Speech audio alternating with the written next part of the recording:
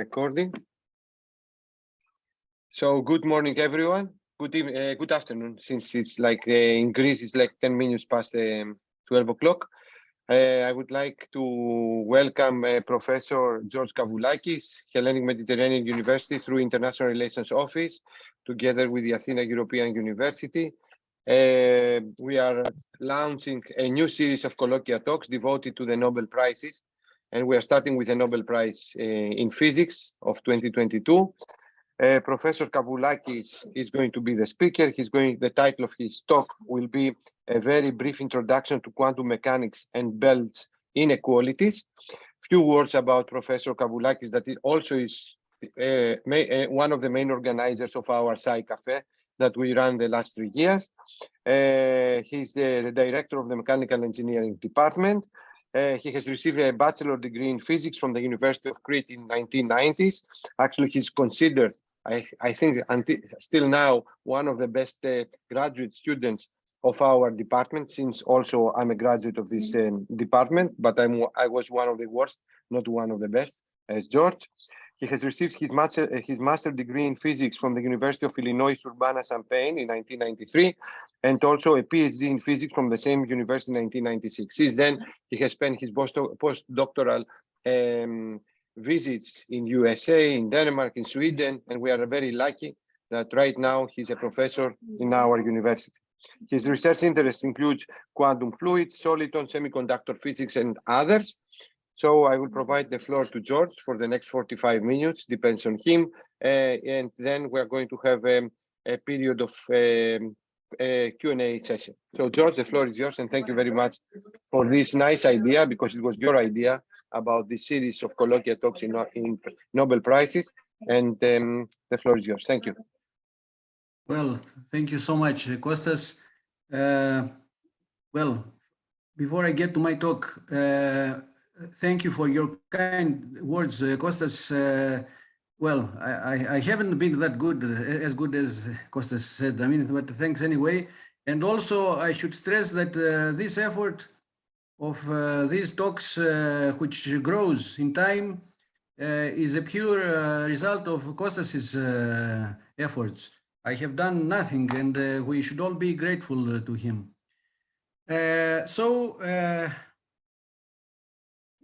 In any place, decent place in the world, people typically give a seminar on the Nobel Prizes, which are given each year. So this year, the Nobel Prize in Physics was given to a subject which is really fascinating, I think. And although I'm not at all an expert on Bell's inequalities, I will try to tell you what I have understood so far on this problem, which is of fundamental importance, as I will argue during the following 45 minutes. So let me share my screen now.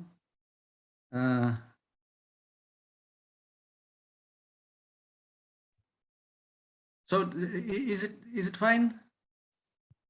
George, yeah, now it's fine. Thank you. Okay, very good.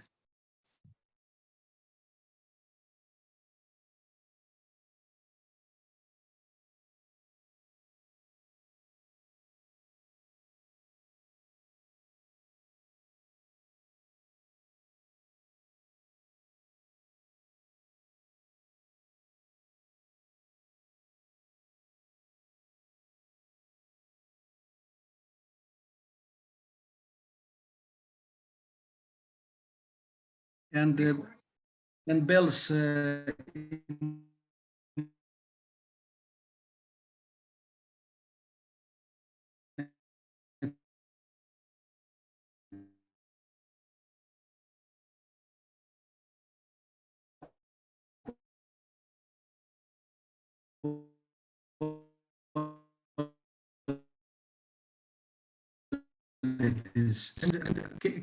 you see the video?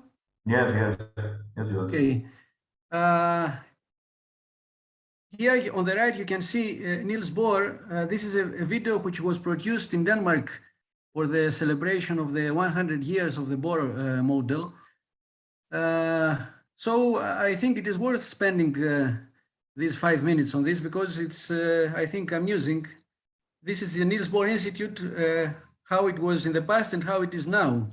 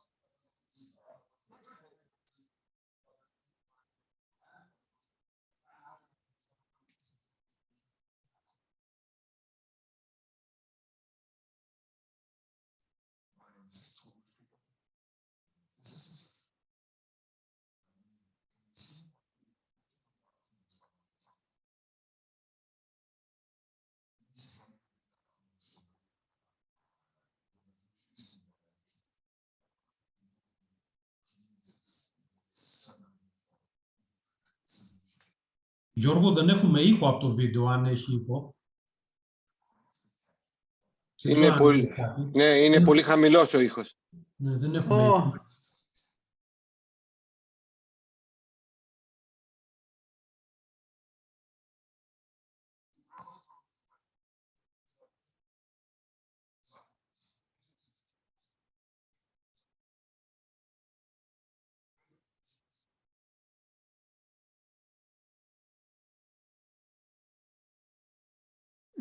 Δυστυχώς είναι στο μέγιστο η ένταση.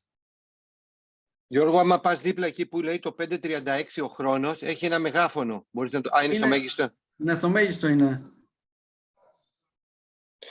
Ξέρεις τι έχεις κάνει. Θα κάνεις stop share και όταν κάνεις share, κάνε share the audio. Κάνε stop share την οθόνη σου. Κάνε stop share την οθόνη σου. Μισό λεπτό, οκ. Λοιπόν, τώρα που θα κάνεις share την οθόνη, θα δεις κάτω αριστερά στο Zoom σου λέει share audio. Θα πρέπει να κάνεις κλικ και το share audio. Share sound. Ναι, correct. Wonderful. Okay, I hope it works now. And he was trying to does it work now? A quantum physics of the Ναι, atom. τώρα πρέπει να το χαμηλώσεις λίγο. Pieces to be found. So this was a manuscript that he gave to Rutherford in April, I think, 1912. And back here is all the calculations behind, classical summation signs, and then it's also fun to see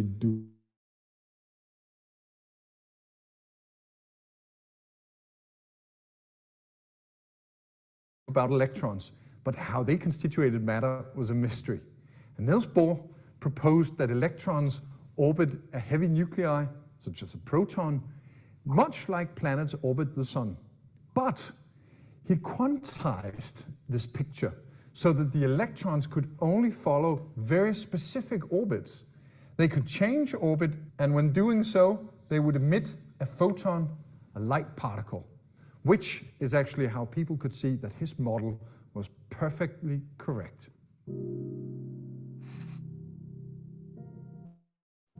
One of his aims was, and he was very successful at that. The institute in Copenhagen was the center of things between the world wars. Werner Heisenberg from Germany, Wolfgang Pauli from Austria, a great number of the people at the institute and in the auditorium were later to become Nobel Prize winners. Niels Bohr is trying to understand how the atoms are built, and we're still trying to find out how the universe is built. It's the quest in understanding the universe. So, the atomic model of Niels Bohr is an idea still used today. We still quantize our theory, and this is what describes all the physics going on at, for example, CERN's LHC accelerator, where the Higgs has just been discovered.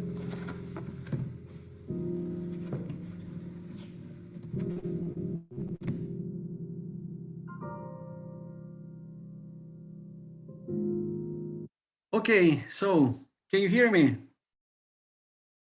Yes, yes, George.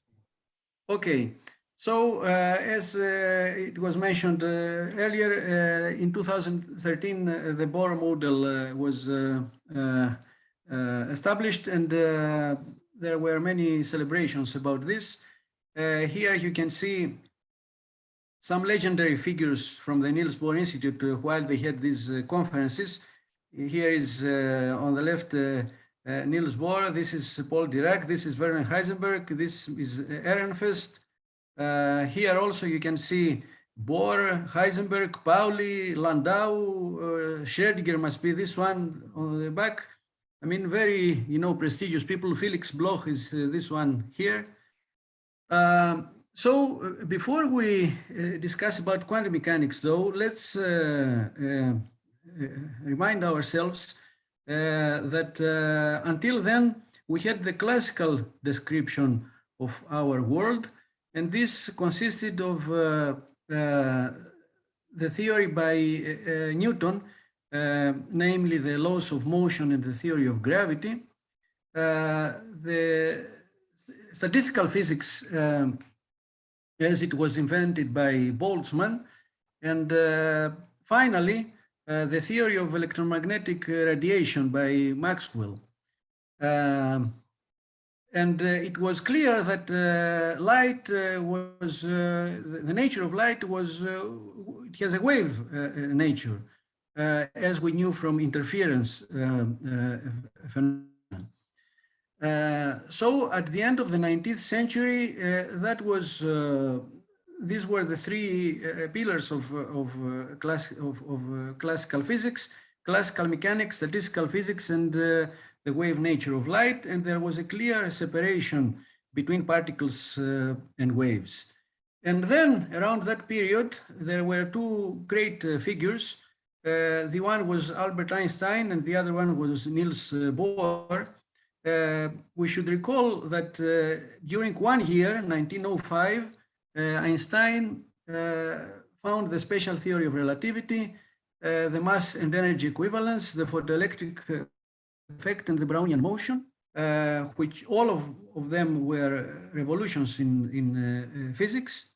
And also Niels Bohr started worrying about the stability of matter and other problems, which led him to the theory of quantum mechanics. So let us now see how we move to quantum physics. And first of all, when we say we talk about quanta, we mean that there are elementary units which constitute some quantity. For example, we say that energy is quantized, and we mean that it is carried in elementary units which we call quanta of energy. So around that period, people started to study the radiation which comes from some body at some given temperature. And this led to Max Planck to conclude that the electromagnetic radiation, which is emitted or absorbed by some body, is quantized. Here we can see Niels Bohr and Max Planck at the Niels Bohr Institute. And Max Planck, who was a very conservative person, made this statement: I was fighting for 6 years with the problem of thermal equilibrium between matter and radiation without any success. I knew this problem was of fundamental importance. I knew the formula which reproduces the spectral intensity of light. A theoretical explanation had to be found at every cost, no matter how high. So Max Planck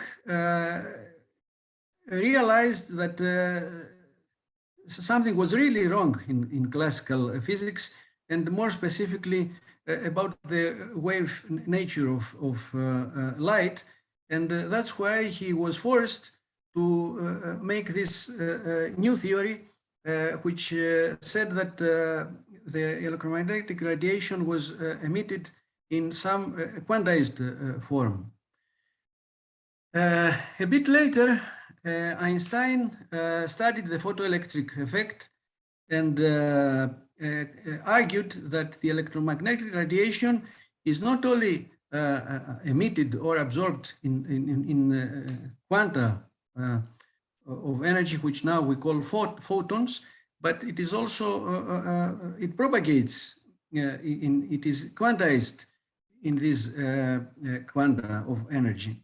And this led us to a revolutionary change, since we came to the conclusion that light had both a wave nature, but also it consisted of the quanta, which we now call photons. So we came to the very fundamental conclusion that light, the electromagnetic radiation, has both a wave and a particle nature. Then people, of course, started worrying about the structure of matter. And in 1897, Thomson discovered the electron in Cambridge. And a bit later, Ernest Rutherford, who discovered the nucleus, argued that the electrons orbit around the nucleus very much like a planet's orbit around the sun. So that was the so-called planetary model of the atom. And all these results led us to the conclusion that it was not only light, but it was also matter, which consisted both of waves and particles. So this is the so-called wave-particle duality of matter, with people like Louis de Broglie, Schrödinger, and Max Born that you see here, some of the people who developed these arguments. So, of course, here we have a very serious problem, because we have to explain what we mean by saying that a particle is a wave. And actually, the answer to this fundamental question is that an electron, for example, a microscopic particle, is described by a wave function which gives the probability density for finding this electron at some point. And actually, the wave nature of matter is demonstrated in this very short. Now we are looking at the detector. So please have a look at this also. Bright spots appear here and there. These spots indicate individual electrons. Electrons are sent out only occasionally. Therefore, the chance of finding one electron in the microscope is very small, not to mention the chance of finding two. Since electrons are detected one by one as particles, we have to conclude that each electron must have passed through at random on either side of the biprism, thus creating a uniform distribution without any interference when accumulated. George, Yes? do you play any movie, or it's just a sound? A uniform distribution. There is a movie. Can you not see it? No, we cannot see any movie. We can hear the audio. Oh, wait, Yorgos, we can see the movie, but it slowly changes in order that you can see the. Yeah. Okay. Well, anyway, okay, it's not a big deal.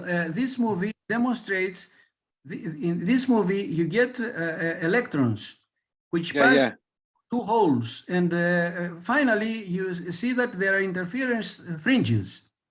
And this is a clear demonstration of the wave nature of matter, because I stress that these interference fringes do not come from light, they come from electrons, from matter. Correct. So this is, as I said, a visible demonstration of the wave nature of matter. Okay, there is not much more to see here, so I will go on. In quantum mechanics, one of the fundamental principles is the so-called uncertainty principle, which was established by Heisenberg. What this says is that you cannot at the same time measure the position and the momentum of microscopic particle with infinite accuracy. And this is in complete disagreement with what we know from classical physics. So this probably is one of the most fundamental principles in nature. Here you can see Heisenberg lecturing in the Niels Bohr Institute, 1936. And I hope you can see what I show you, my view graph here. This is a demonstration of the uncertainty principle by this. Can you see it? Yes, George. Okay. So here I have put on the left the basic principles of classical physics: causality, determinism, wave nature of light, particle nature of matter, and controllable accuracy in the measurements. And on the right, we will see at the end of the presentation in a while how these things changed in this new and revolutionary theory. As soon as quantum mechanics started to develop, people started using it, and there was a huge success in the use of quantum theory, in the sense that we could essentially explain everything and anything we wished. So I would dare to say that quantum theory is probably the most successful theory, at least in physics. On the other hand, as I will argue now, and this is very closely related with the Nobel Prize, which was given this year, there are various paradoxes, I would say, in the sense that we now know that the microscopic world behaves in a very different and counterintuitive way as compared and as opposed to the world that we live in.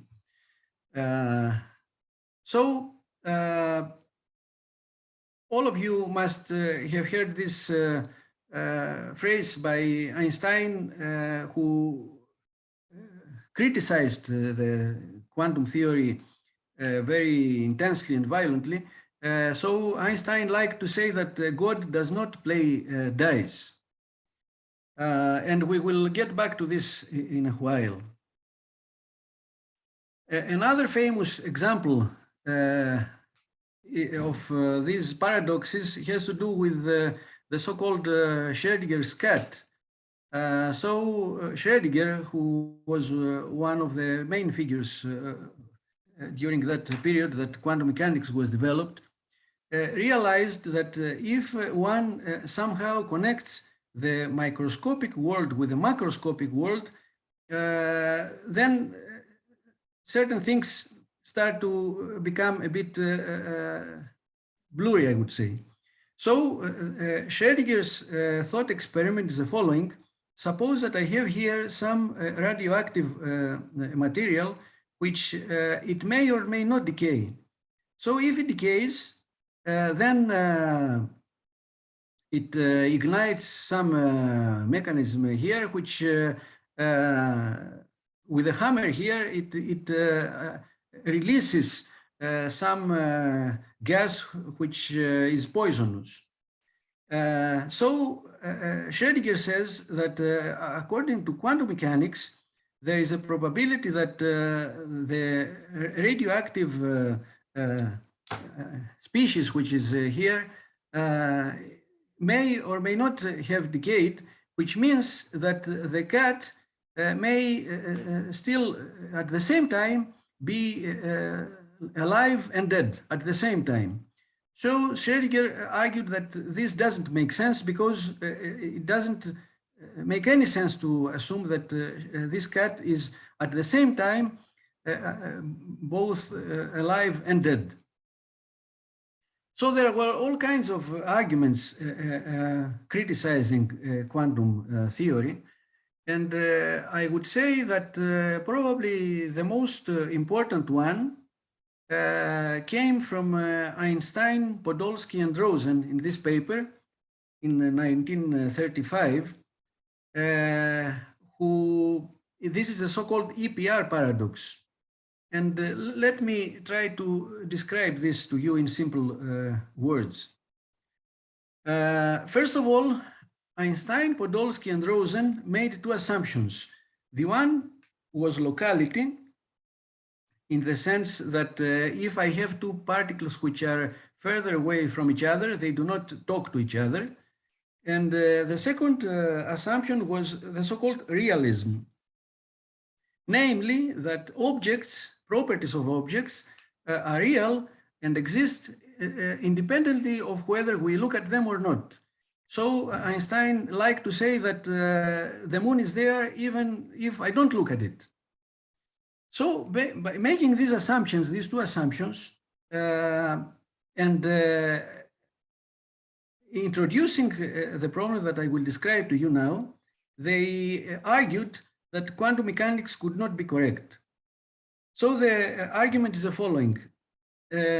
Microscopic particles have a degree of freedom which is called spin, which I denote here as with these arrows up and down. So on the left, I have a spin up and then speed down particle. Suppose that these are electrons for simplicity. So Einstein, Podolsky, and Rosen said the following. Suppose that I take these two electrons, which are close next to each other, and I know that they are up and down, and I take them to the two ends of the universe, to places A and B. Now, the question is the following. Suppose that after I move the two electrons to the places A and B, I measure the spin of the electron at the left, and I find it up, whereas, of course, the other one in place B will be down. Einstein says that this state, left up, right down, existed even before the measurement was performed. On the other hand, Bohr says the following. Until I make the measurement, both spins are in a superposition of up and down. And as soon as I make the measurement on the left electron and I find it, for example, in the up position, then the other one has to be at the down position. And Einstein could not accept this view of this thought experiment. So there was a fundamental difference in the way that Bohr and Einstein explained and interpreted this experiment. So Einstein came to the conclusion that quantum theory was not complete in the sense that the measurement is just telling us what had already happened when I put these two electrons far apart. And he introduced the concept of hidden variables. What does this mean? It means that somehow there is a theory which we don't know yet. And if we had known this theory, then we could have predicted which spin is up and which is down. On the other hand, Bohr said that claimed that the measurement itself determined the spin orientation, and therefore quantum theory was the final theory. And that remained as an open question for many years until this great guy, great scientist, I'm talking about John Bell, wrote a paper which was not appreciated around this time. That was written in 1964, actually. So the great achievement of John Bell was that he managed to develop a way of telling whether Bohr's or Einstein's view were, which one of the two views were the correct one. And that was, of course, a very difficult task because one had to exclude any classical theory against quantum mechanics. And actually, the way that this was done was by taking advantage of the wave nature of matter, or if you wish, of the effect of interference. So I will try now to describe to you a simple thought experiment, which is essentially a version of John Bell's theorem, which is due to David Mermin. So suppose that I have two detectors here, which have three positions, 1, 2, and 3. And I send here, the two detectors are in these two separated islands. And from a main island down here, I send a card, which says that if the detector is in the one position, the red light will light. If the detector is on the second position number 2, the green light will light, or in the third position, green light will flash. So these two detectors have 3 positions and 2 colors, red and green. So let's see what happens if we consider the classical scenario. You can easily see by counting that by taking into account all these different possibilities that I will not go through them now, that the probability for having the same color of light in the two detectors is higher than 5/9. Let me now switch to quantum mechanics and see how quantum mechanics, what quantum mechanics has to say about the probability of getting the same color in the two detectors. Here, probably the analysis gets a bit too technical, and you can see by various simple arguments and by rotating matrices and things that finally the end result is that the probability according to quantum mechanics is 1/2.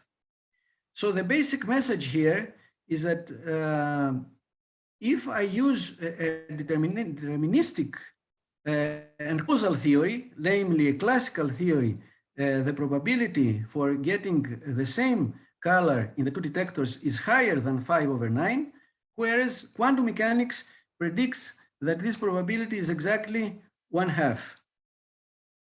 So we have a very well-defined now way of telling whether Bohr or Einstein was the correct one.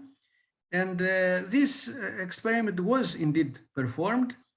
And we came to the conclusion that quantum theory was the correct theory.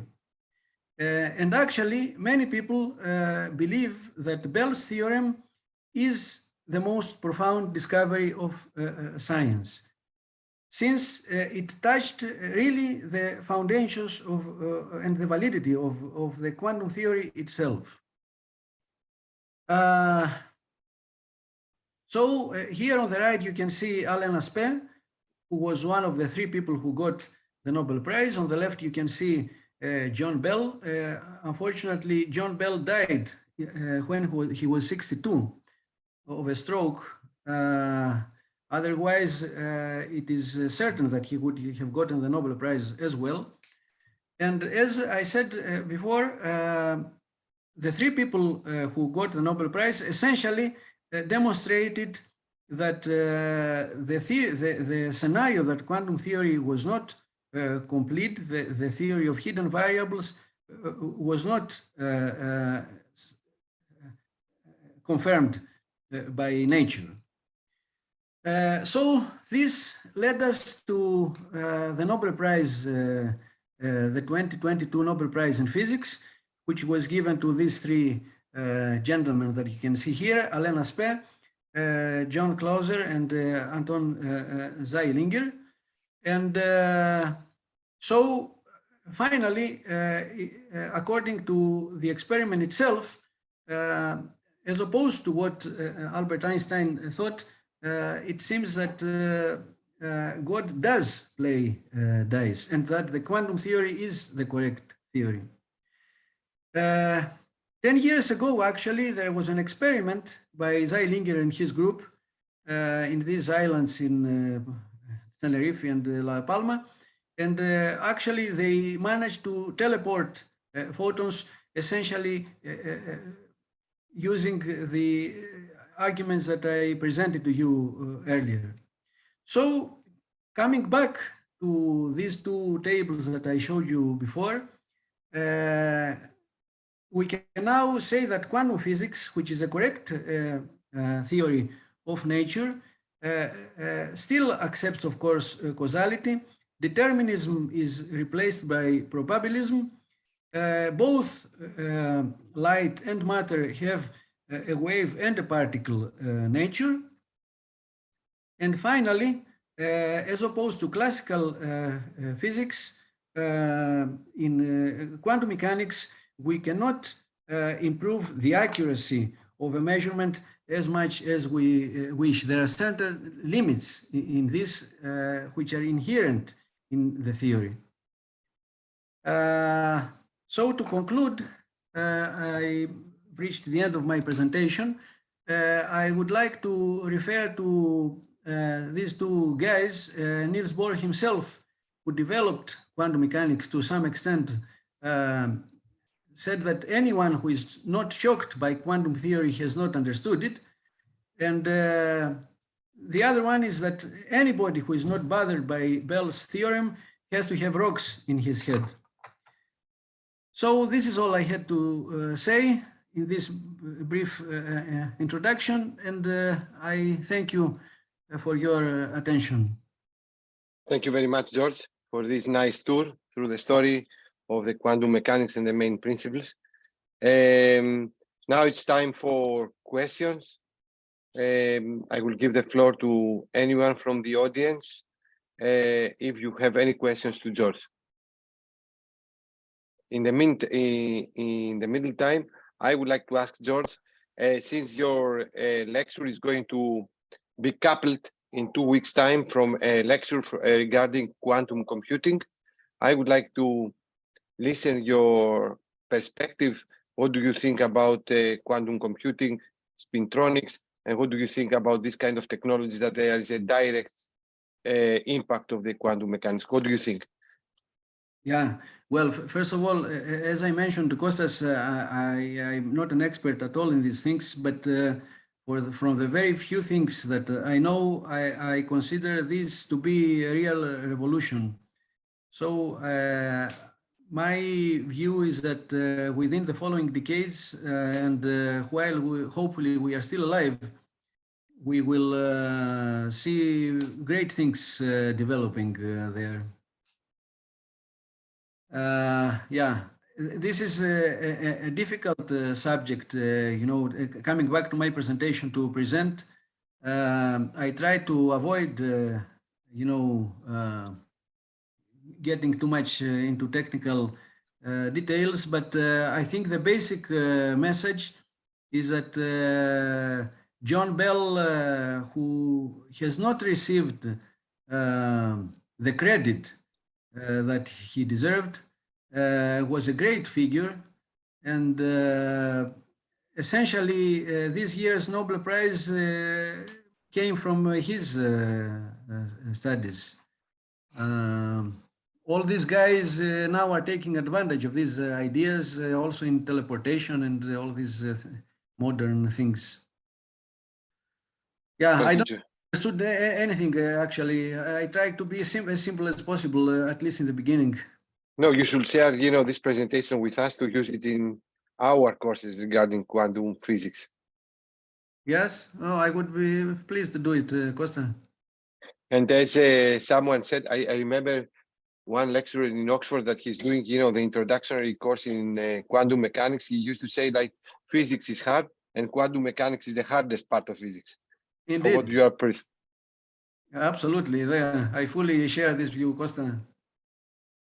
Okay, so if this is the case and we don't have any questions to George, I think that we should close the session here. This series of lectures devoted to the Nobel Prizes in physics, in chemistry, we're trying to engineer the program. We'll continue in 2 weeks' time with a lecturer from the University of Regensburg in Germany, and we're going to have a distinguished professor. He's going to talk to us about quantum computing. So we are going to renew our date in 2 weeks' time in order to listen another talk related to the Nobel Prize in Physics of 2022. So I would like to thank you, all of you, for your participation, George for the contribution, and we will come back soon with one more colloquia talk. Thank you very much and have a nice day. But yes, George? This is going to be Wednesday or Friday, Kostas? Friday we have the Sci Cafe. So these are going to be something like today, Wednesday. I will try to keep the time. Of course, this depends on the availability of the speaker. Yeah, okay. But we are going to keep the time and the date fixed. Okay, well, I would like to thank all of you for attending this presentation. George, thank you very much. Kostas, one question, because of these are very interesting colloquia that we don't have all the time the luxury to attend. But since you record it, is it a way to see it afterwards or to send it to our students? Yes, definitely. And this is what we would like to do. We have already recorded 65 colloquia talks from various topics and fields, mainly very much related to your field, Professor Kavoulakis, like chemistry. I will share with you the YouTube channel, the link that we have all of them, so you can share it with everyone. And I can, if you send me an email, I can include you also to the emailing list that we announce every week this talk, because this week, for example, tomorrow we have another talk about how to teach mathematics, because mathematics is a key course for our undergraduate students from Mexico. I will send you all the information. Just send me an email, or George Kavoulakis will send me your email address, and I will send you everything. Kostas has done a great job. No. It's my duty. It's not a great job. It's my duty. All right. It is a great job, and it's not known in the community. For me, it was accidentally saw this due to George's seminar. Otherwise, I would have missed it. And it's good that all the community will be more informed about this. Regarding the University of Crete, I'm sending every week the information to Professor Remediakis and to Kyoseoglu in order to promote it. And also we send it to the press office of the Institute of Structures and Electronics and Laser. So, I mean, this is the only way. So now that we know you, Professor Kavoulakis, that you are interested in, we are going to promote it through you as well. Thank you. That's good. Thank you very Well, much. Thank you, George. It was nice seeing you, Yorgos. Thanks. Have a nice day. Stay safe. Bye. Bye. Γεια σας. Γεια σου, Λεωνίδα. Γεια σου, Λεωνίδα. Θα μιλήσω με Λεωνίδα. Ναι. Bye. Leonidas.